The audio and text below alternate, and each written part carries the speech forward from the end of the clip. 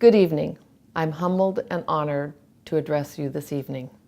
My two sisters and I were raised in Anchorage, a few blocks east of here, on the north side of the park strip, on the corner of 9th Avenue and East Streets. Because Mother and Daddy were educators, Daddy taught in a one-room schoolhouse prior to going to law school. Our home was one of love, faith, knowledge, particularly of the humanities, and music.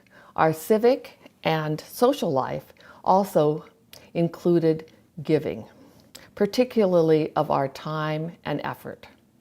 Daddy, who died in December of 2016 at the age of 101 and a half, is my North Star.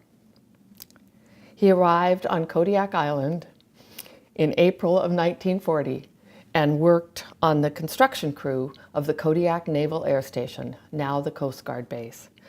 On his third Christmas on the island in 1942, his sister Ruth, my aunt, a college university professor, sent him an anthology of poems. In the treatise, on a piece of onion skin paper, Ruth had typed a poem that became Daddy's favorite. It was written by Will Allen Drumgoole, a prolific author and poet of the 19th century. Miss Drumgoole was the last of several children born of parents of Scotch, Irish, and Cherokee descent. She attended a female academy and read law under the tutelage of her father. She could not practice law in Tennessee because of her gender. Fortunately, several decades later, she was able to serve as an officer in the U.S. Naval Reserve during World War I. The bridge builder. An old man going on a lone highway came at the evening, cold and gray, to a chasm, vast and deep and wide, through which was flowing a sullen tide. The old man crossed in the twilight dim.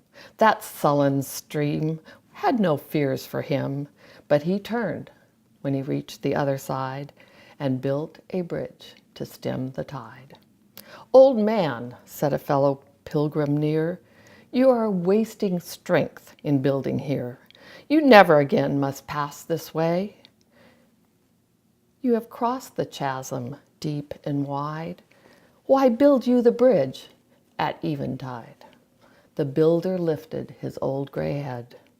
"Good friend, in the path I have come," he said, "there followeth after me today a youth whose feet must pass this way. This chasm has been not for me, but to that fair-haired youth may a pitfall be. He too must cross in the twilight dim. Good friend, I build this bridge for him." The poem was written in 1900. Its message is timeless.